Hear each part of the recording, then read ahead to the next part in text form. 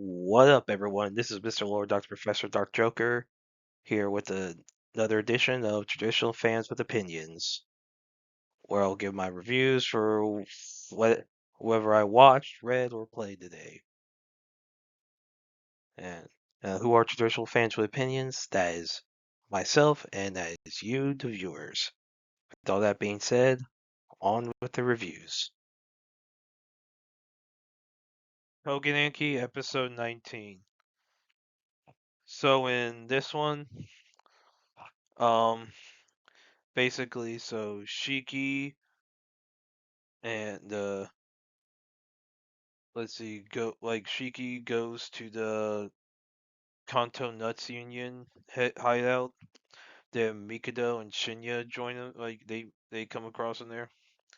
And so basically Shinya has the one of the guys for the Kanto Nuts Union burn down everyone in there self and basically basically burn down everyone, make it look like Shiki used his powers to kill all those gangsters. And so Mikado ordering that not confirming that Natsu was Shiki. Basically thinks Shiki did it. And so basically he tells Shiki goodbye, says next time they meet it will be as Oni versus Momotaro, and that basically Mikado says he'll show no mercy. So Shiki's tries to say he didn't do it, but he's not able to get through to Mikado. So yeah, so basically yeah, so then after that Shiki tries to figure out how to do it. And then, Muruno, Masumi, they basically say that, Shiki's weak, so he's not going to be able to get through to Mikado right now. Muruno says that basically the Oni's goal is to basically resist the Momotaro enough to basically force them to the negotiation table to get a peace settlement so that they can end the war peacefully before basically the two sides wipe each other out. And so Muno basically encourages Shiki, tells him to basically get stronger. So he actually acts talks like a teacher for once. Like it's one of those things, the really hard teacher shows a soft spot. It's a trope. It occurs. So yeah, so now it's setting up, the big fight between Mikado and Shiki. So that's coming soon. I'm looking forward to seeing that. That should be freaking awesome. But yeah, I thought this was a really good episode. The scene in the fire, that was done really well. Like that was a highlight. I thought this was a great episode. Looking forward to the next one. Kurumizawa's Folly, Chapter 9. So in this chapter, Yoshikawa, has arrived at Kurumizawa's house. She shows Hada the issue of Shonen Victory that has, basically Bolt says that the creator of Bilal is Yoshihiko Kurumizawa. Basically she says that Kurumizawa is taking Hada's work and presenting it as his own.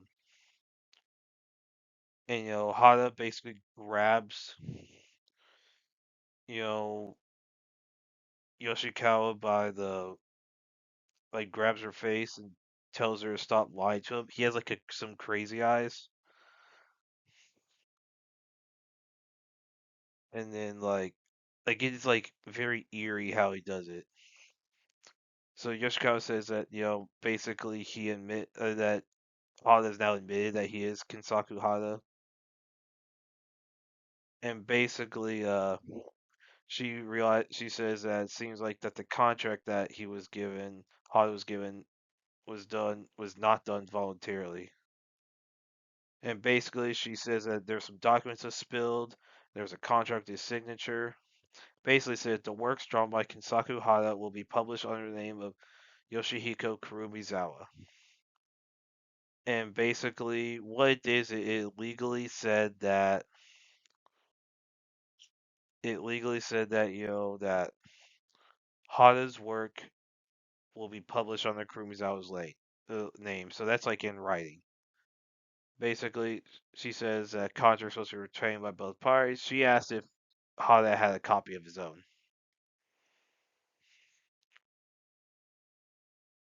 And then, Hada says that basically the issues of showing victory that he gets every week, say Kinsaku Hada, that the fan letters are addressed to him. And then she said he mentions that he always has a meeting with with Kojima every week, and then Yoshiko was like shocked to learn that the editor's in on it. So Hada thinks that he's a published creator. He asked if Yoshikawa was just mad that Yoshikawa wasn't hired as an assistant. Yoshikawa says that she doesn't like seeing someone who's talented to not be recognized as deserved, which is fair. And Yoshikawa asks who's bringing him the issues of Shonen Victory and the fan layers, and she asks why he's not going to the bookstore himself. Basically, Hada says that that Kurosawa never say he shouldn't go to the bookstore. It's just there's an issue with public transit kind of sucking around there, and that Kurosawa handles a lot of the errands. And basically, Kurosawa leaves. He tells Hada to just watch the house. And basically, since Hada doesn't have keys, he doesn't leave, so, or else he'll just stay unlocked. So Yoshikawa says that that's basically how Kurosawa slowly controls him. And Hada angry tells Yoshikawa to leave. And then Hada tells Yoshikawa that basically if she like spreads the rumors, which he says are lies, but everyone, the reader and basically everyone else knows it's true. And he tells her, and he has this anger in his eyes, like it's like it looks like something bad's about to happen.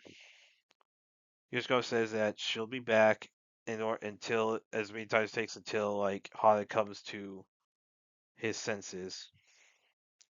So Hada goes to the lithography room, and then he goes in. He tries to. He tells himself he doesn't need to do it, but so he sneaks in. He goes in, tries to basically handle like basically use the lithography press to confirm it himself. So the stone. So basically, and so basically, there's an issue of if a grind process is done improperly, then a stone that is seemingly blank could have the old image on. And so when ink's applied, a past image can be shown, and it's called a lithography ghost.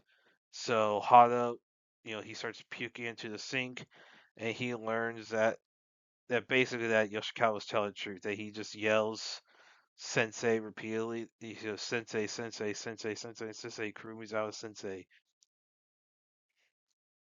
So he's just in agony over what happened. Then you see a flashback to him as a kid. I guess like his mother asking him why he skipped school again. So it looks like we're about to see a flashback to like his past. So that should be interesting. But yeah, I thought this was a really good chapter. Like they're looks like we're getting close to the end of the series. Like I'm guessing this may be a short series. Like, probably one that's gonna be very long. I mean, this is kind of thing you can only keep it up for so long. Like before it just gets like, okay, let's get to the main plot. I mean, this isn't the type of story you could keep on for like hundreds of chapters. This is one that's like, probably like double digits and you're fine. But yeah, I thought this was a really good chapter. I like how they're setting up the potential conflict between Kurumizawa and Hada. And the way Hada's eyes are, you could tell there's a chance he could do something like really bad. Like the ways that like he could kill someone. Like the way his eyes were, it looked like he was about to kill Yoshikawa. and that it looks like there is a chance he could kill Kurumizawa. Like very like that looks to be a possibility. That is how this is going to end. Now, how they would keep this series going, I don't know if that happens. Like, I really like this chapter. Looking forward to the next one. Shabake episode 8. So this episode focuses on Masuno Sake, who is, basically Ichitaro's brother. So this shows like, basically he's a hired hand, and basically at this other like shop, and so basically, yeah, so there's a whole deal. There's a dead cat found outside, like where he works and all that. And then basically there's a whole issue of you know, Otama is like I guess the owner of the shop. Omichi's the daughter. I guess the people trying to figure out who she's gonna marry. So it's Lario that she wants to marry Ichitaro, and basically she tried to be nice to him. Matsuno Sake tried to win him over as a way to get with Ichitaro. And Matsuno Sake actually hears it, and that's why another character was like kept on to be basically to like make Omichi seem nice. And there's a possibility of Otama being killed later. Yeah, so basically, yeah, Masanosuke dealing with like I guess his you know past.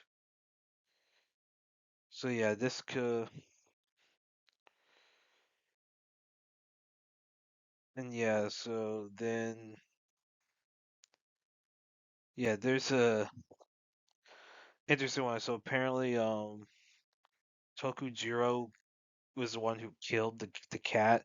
Basically, Omichi like basically protected and the mother covered it up to like make themselves seem nicer. So yeah, that's like a whole bit. So it's good, definitely gonna be interesting. So yeah, so see how what happens. Like what's gonna happen with that family? Is Matsunosaki gonna meet Ichitaro? Because he has a dream about meeting Ichitaro. So that they're saying potential. The show's saying a potential meeting between them. So I've not read source material, so I don't know exactly how that potential meeting goes if it happens. But yeah, I like this episode. Looking forward to the next one. Brain Dreams. So this is a new Netflix movie that's based off a novella from 2011 by Dennis Johnson. So basically, the story goes it takes place across various different years. So you have the main character, Robert Grainer. Basically, he like he does a lot of logging, so he like has to go away from his wife Glass and their young daughter Kate, basically to do some work, and he goes back and forth. So he transports some timber and all that, and basically you see various stuff that he sees during his life, while he's working. And then one that happens is so basically a wildfire destroys the cabin, and his wife and daughter basically missing, presumed dead. And it's later revealed, yeah, the wife is dead, but the daughter might be alive. And so there's a whole bit where he lives his life alone. Grandin lives his life alone. and then he sees like a girl who he thinks is Kate, and then I guess she disappears, and so like he later dies in his sleep. He dies, and then he lives for a while. He dies, and then there's like a flashback to where he saw a sideshow of like a wolf boy. Yeah, and so yeah, I thought this was a decent movie. It's like I was like, it's definitely not some like I thought the actors, I thought Edgerton, Joel Edgerton did pretty good. I thought the narrator, um, Will Patton, who was hers there, I thought he did a pretty good job. And so yeah, this got like a very limited theatrical release. Very I don't know why. I feel like this would have been done a little better if they did a wide release, but that's just Netflix being retarded, you know, like with Frankenstein, which was mid. Frankenstein was mid, but I admit it would have done very successful in theaters. Anyway, with this movie, I don't know if it would have done big time numbers, but it might have had decent success. Like, I thought it was a decent movie, simple story, just going across different periods of a man's life, blue collar worker, I thought it was fine. Yeah. Well, and that's it. Did y'all like the stuff I reviewed? And if you have your own opinions about all that, you can put all that in the comments. Thank you for watching, and like, subscribe, and all that. And look forward to the next video.